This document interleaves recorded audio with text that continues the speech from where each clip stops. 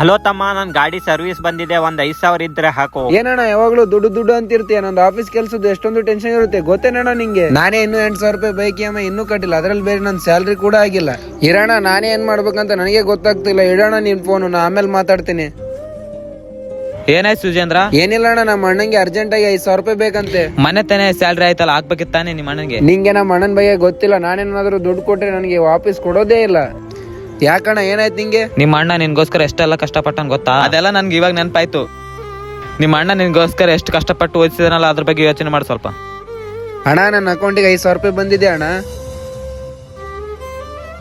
ತಮ್ಮ, ನಿನ್ ಅಕೌಂಟಿಗೆ ಒಂದ್ 5,000 ಹಾಕಿದೀನಿ, ಬಂತ?